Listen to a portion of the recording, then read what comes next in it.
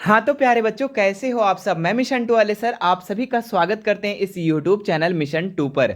तो आज जो जैक बोर्ड की तरफ से क्लास 10th के बच्चों का अर्धवार्षिक परीक्षा लिया गया, SA1 की परीक्षा ली गई और उसमें काफ़ी बच्चे एग्जाम दिए और बहुत सारे बच्चे एग्जाम नहीं था। ठीक है, तो ये वीडियो सभी लोग देखेंगे ताकि जो बच्चे एग्जाम नहीं भी दिए हैं, जो बच्चे एग्जाम नहीं भी दिए हैं वो भी इसका आंसर को, क्वेश्चन को देखेंगे, उससे वाकिफ हो जाएंगे। क्योंकि होने वाले एग्जाम में हो सकता है आप लोगों का भी एग्जाम में ऐसे सवाल रह सकते हैं, यहां से सवाल मिल सकते हैं। तो आज के जो एग्जाम हुआ था, है ना, इसमें आप लोगों को साइंस सब्जेक्ट का आंसर की बताने वाले हैं। इसमें टोटल प्रश्न जो पूछा गया था 40, प्रत्येक सब्जेक्ट का 40-40 क्वेश्चन था। ठीक है, तो आइए सबसे पहला प्रश्न को देखते हैं और आप लोग मिलाएंगे और मिला लेने के बाद आप हमें नीचे जरूर कमेंट करना। और हाँ, जो बच्चे एग्जाम नहीं भी दिए हैं, ठीक है, जिनका एग्जाम नहीं भी था, वो भी देखेंगे कि आप ये 40 में से कितना उत्तर कर पा रहे हो। तो चलिए शुरू करते हैं। इसका जो सबसे पहला सवाल पूछा गया था, क्या था, प्रवर्तन प्रवर्तन के नियम किसके लिए सत्य है। ठीक है, तो ऑप्शन था केवल समतल दर्पण के लिए, केवल अवतल दर्पण के लिए, केवल उत्तल दर्पण के लिए, या फिर सभी प्रवर्तक सतहों के लिए। तो इसका जो राइट उत्तर हो जाता आप लोग का ऑप्शन नंबर डी। ठीक है, तो जिन बच्चों ने ऑप्शन डी किया होगा उसका बिल्कुल सही होगा। आगे बढ़ते हैं इसके दूसरा नंबर सवाल पे कि समतल दर्पण की फोकस दूरी क्या होती है। ठीक है, तो 0, अनंत, 25 सेंटीमीटर या -25 सेंटीमीटर। तो समतल दर्पण की जो फोकस दूरी होता है वो अनंत होता है, यानी ऑप्शन नंबर 20 का राइट हो जाता। आगे बढ़ते हैं।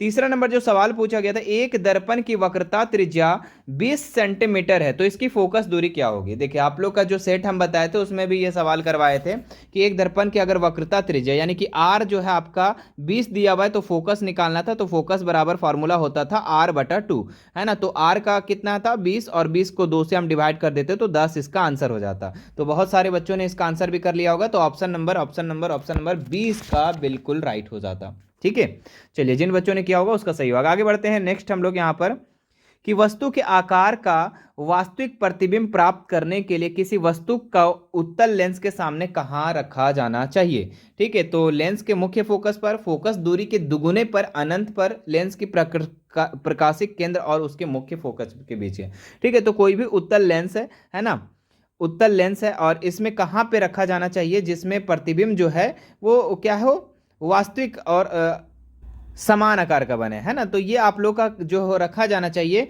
वो आपका फोकस दूरी के दुगुने पर यानी F2 पर रखा जाना चाहिए। तो ऑप्शन नंबर 20 का राइट हो जाता। आगे बढ़ते हैं। नेक्स्ट जो कि आपका पांचवा नंबर पूछा गया था कि दिए गए आरेख में आपतन कोण और प्रवर्तन कोण ज्ञात करना था। ठीक है, तो देखो, आपतन कोण ये वाला होता था, ठीक है, और प्रवर्तन कोण ये वाला होता था। ठीक है, अब आपको पता है कि बीच में क्या है, इस तरीके से एक अभिलंब है और यहां से यहां 90 डिग्री होता है कि नहीं होता है। ठीक है, तो 90 डिग्री होता है, तो ये 35 हो गया, तो यहाँ पे कितना हो जाएगा, 55 हो जाएगा, क्योंकि दोनों मिला के 90 होना चाहिए। और ये जितना रहता है बाबू आपतन कोण, वही आपका प्रवर्तन कोण रहता है। आप लोग को हम बताए थे आपतन कोण और प्रवर्तन कोण सदैव बराबर होते हैं। तो 55 डिग्री और 55 डिग्री इसका राइट आंसर हो जाता option number B.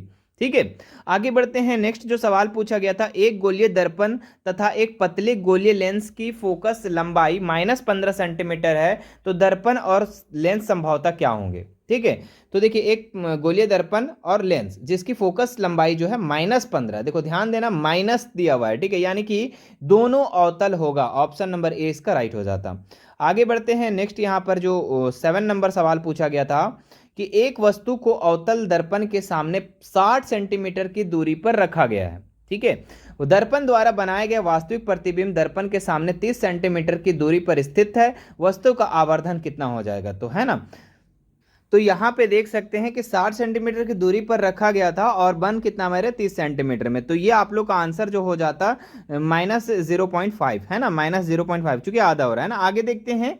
Next 8वां number सवाल पूछा गया था, एक वस्तु को उत्तल दर्पण के सामने 40 सेंटीमीटर की दूरी पर रखा गया है, प्रतिबिंब दर्पण से 15 सेंटीमीटर पीछे दिखाई देता है ना। यहाँ पे रखा गया 40 सेंटीमीटर और दर्पण के पीछे आपको प्रतिबिंब दिखाई देता है, तो फोकस दूरी इसकी क्या होगी। तो इसका जो फोकस दूरी हो जाता डियर, वो आप लोग का हो जाता 24 सेंटीमीटर, है ना, 24 सेंटीमीटर, यानी कि ऑप्शन नंबर ए इसका राइट हो जाता। आगे देखते हैं यहाँ पर, है ना।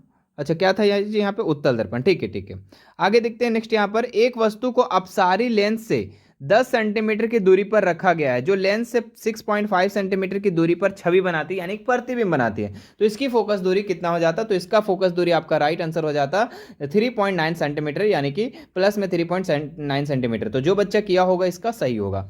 आगे बढ़ते हैं और हाँ नेक्स्ट देखते हैं, सामान्य दृष्टि वाले युवक है ना, जो सामान्य दृष्टि है जनरल, जैसे कि एक आम लोग, उसको सामान्य दृष्टि के लिए न्यूनतम दूरी कितनी होती है उसके आंख की, है ना? तो 25 मीटर 2.5 सेंटीमीटर है ना, 25 या फिर 2.5, तो इसका जो राइट उत्तर हो जाता है 25 सेंटीमीटर। ठीक है बच्चों को हम काफ़ी बार बता चुके हैं, एप्लीकेशन पे क्लास चलता है, ठीक है, उसमें आप लोगों को हम मानव नेत्र का रंग बिरंगा संसार को इतने अच्छे से समझाए थे कि उससे एक भी सवाल आप लोगों को नहीं छूटा होगा। ठीक है, तो जो भी बच्चे यहाँ पे ज्वाइन होंगे और जो बच्चे नहीं ज्वाइन होंगे, ठीक है, अगर वो चाहते हैं कि लाइव क्लास करें हमारे एप्लीकेशन पर, लाइव क्लासेस चलती है, ठीक है, डेली 7 बजे, अगर आप करना चाहते हैं तो वहाँ पे बहुत अच्छे तरीके से, बहुत बेहतरीन तरीके से, सरल तरीके से आप लोग को मैथ और साइंस पढ़ाया जा रहा है, जिसमें बहुत ही मिनिमम फी में, बहुत ही मिनिमम फी में आप लोग को पढ़ाया जा रहा है, और साथ ही साथ वहाँ पे हजारों की संख्या में बच्चे वहाँ पे पढ़ रहे हैं। तो अगर आप भी चाहते हैं ज्वाइन करना तो आप हमारा एप्लीकेशन मिशन टू वाले सर को आप डाउनलोड कर लेंगे। ठीक है, मिशन टू वाले सर, जाके एप्लीकेशन जो है प्ले स्टोर पे मिलेगा, वहां से आप सर्च कर सकते हैं प्ले स्टोर पर और ये देख सकते हैं। बाकी आपको डिस्क्रिप्शन में सभी का लिंक मिल जाएगा, सभी सोशल मीडिया का, चाहे ऐप का चाहते हो, व्हाट्सएप चैनल का चाहते हो, जिसका भी चाहते हो वहां पे आप लोग को मिल जाने वाला है। ठीक है, बाकी कोई दिक्कत होगा चैट का ऑप्शन है, वहां से चैट कर सकते हैं आप, फिर वहां से आपको जवाब हेल्प मिल जाएगा वहां पर। आगे बढ़ते हैं नेक्स्ट यहाँ पर, कि निम्नलिखित में से किस रंग का तरंग धैर्य सबसे अधिक होता है? कई बार बता चुके हैं ना, सबसे जो ज्यादा तरंग धैर्य होता है वो लाल का होता है और सबसे कम जो होता है बैंगनी का होता है। आगे बढ़ते हैं नेक्स्ट यहाँ पर 12 नंबर सवाल है, विशिष्ट प्रतिरोध का ईसाई मात्रक क्या है? देखो प्रतिरोध का बोलता तो ओम हो जाता, ओम मीटर आपका हो जाएगा ऑप्शन नंबर बी, है ना, विशिष्ट प्रतिरोध का ईसाई मात्रक। आगे देखते हैं नेक्स्ट यहाँ पर, देखो श्रेणी क्रम वाला सवाल आ गया, कितना आसान सवाल है ना, इसको कहते हैं लॉलीपॉप सवाल। क्या कहते हैं? लॉलीपॉप सवाल, है ना। 4 ओम, 6 ओम और 10 ओम के 3 प्रतिरोधक श्रेणी क्रम में जुड़े हैं, उनका तुल्य प्रतिरोध क्या होगा? तो श्रेणी क्रम में आपको बताए थे R बराबर होता है R1 plus R2 plus R3, जितना भी प्रतिरोध दिया है, तो यहाँ पे 3 गो दिया है तो 3 गो लिख देंगे, और पहला प्रतिरोध 4 है, दूसरा प्रतिरोध 6 है, तीसरा प्रतिरोध 10 है, सबको बाबू जोड़ दो तो 6 4 10 है 10, 20 ओम इसका आंसर हो जाएगा। तो कहाँ पे है?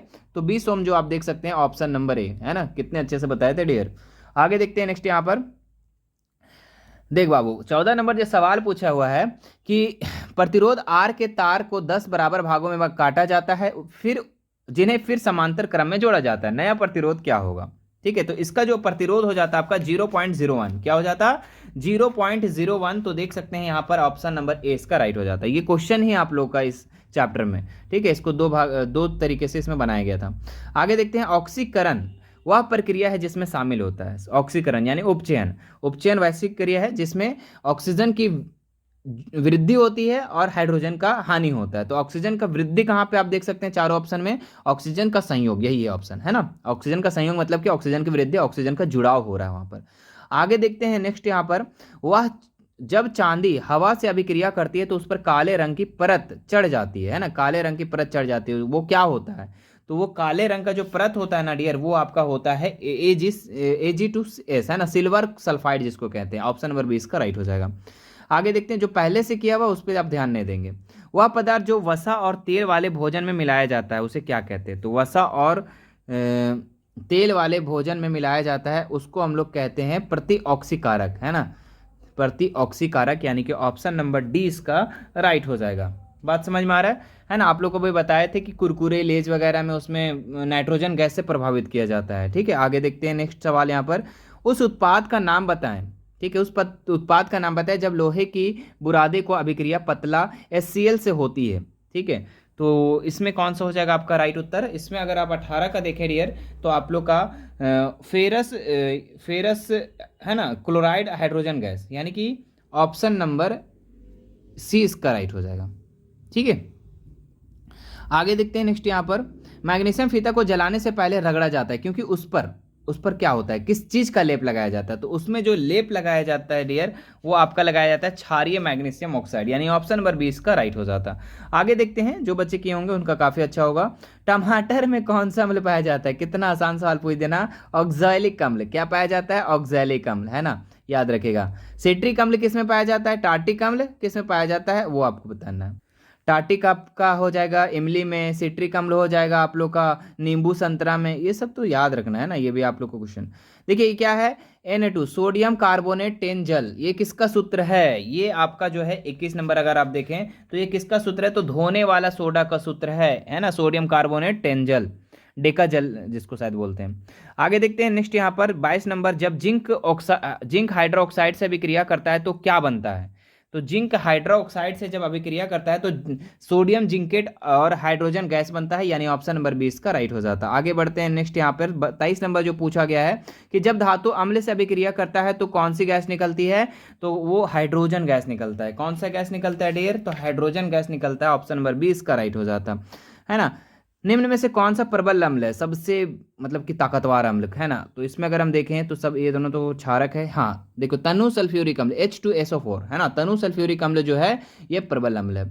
आगे देखते हैं यहाँ पर अपच में किस प्रकार की दवा का उपयोग होता है, तो अपच में जो है ना किस प्रकार का दवा का उपयोग होता है डियर, यहाँ पे आप लोग का जो होता है 25 नंबर का सवाल है आपका यहाँ पर एंटीसिड है ना, एंटासिड इसका राइट उत्तर हो जाएगा ऑप्शन नंबर सी। आगे देखते हैं नेक्स्ट यहाँ पर एक विलयन जो लाल लिटमस को नीला करता है भाई, और उसका पीएच मीन क्या होगा, तो लाल को नीला कौन करता है, लाल को नीला कौन करता है, तो लाल को नीला क्षारक करता है। अब क्षारक ये पीएच मान कितना होगा, तो 7 से अधिक, तो 7 से अधिक यहाँ पे देख सकते हैं कौन सा है, तो ऑप्शन नंबर डी इसका राइट हो जाएगा 10 है ना। हाँ प्लास्टर ऑफ पेरिस का सूत्र है, कई बार बता चुके हैं आप लोग का प्लास्टर ऑफ पेरिस, हम बोले थे ना सबका सूत्र याद रखना, ठीक है। देखो सूत्र से अभी 2 सवाल आ चुका है, हो सकता है और भी अभी आ सकता है।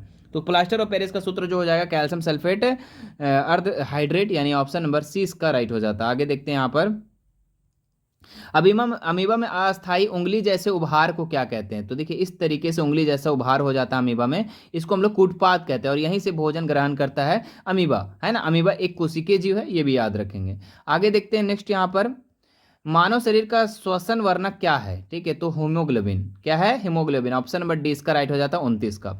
नेक्स्ट देखेंगे यहाँ पर 30 नंबर का, मुंह में कौन सा एंजाइम भोजन को पचाता है, ठीक है, टाइलिन नामक एंजाइम, कौन सा, टाइलिन नामक। अब यहाँ पे इमाइलेज हो जाएगा, क्या हो जाएगा, टाइलिन नामक या इमाइलेज है ना, दोनों कोई भी ऑप्शन, अगर टाइलिन रहता तो टाइलिन आंसर हो जाता। आगे देखते हैं नेक्स्ट यहाँ पर, ठीक है, बोलते हैं ना लार में कौन सा एंजाइम पाया जाता है, तो वह याद रखिएगा टाइलिन नामक। आंतों की भीतरी परत पर पाए जाने वाले विली को क्या कहते हैं, ठीक है, अच्छा विली क्या करते हैं, तो जो आंतों की भीतरी परत में उंगली जैसी संरचना होती है जिसको दीर्घरोम कहते हैं, और वो क्या करता है, तो वो जो है ना अवशोषण के क्षेत्र को बढ़ाता है, ठीक है, जैसे कि अवशोषण यानी कि जो भोजन को पचाता है उसके क्षेत्र को क्या करता है, वो बढ़ाता है ना। तो कहाँ पे देख सकते हैं ऑप्शन नंबर डी है ना, अवशोषण के लिए सतह क्षेत्र को बढ़ाते हैं। आगे देखते हैं नेक्स्ट यहाँ पर राजीव कक्षा में अनुपस्थित था, मतलब कि वो अब्सेंट था क्योंकि उसने कल शारीरिक व्यायाम अधिक किया था। वो क्या किया था, कल योगा किया था वो है ना, व्यायाम किया था, और इसके कारण वो दर्द हो गया था। तो दर्द किसके कारण हुआ था, तो दर्द जो है लैक्टिक अम्ल बनने के कारण, यानी ऑप्शन नंबर ए इसका राइट हो जाता।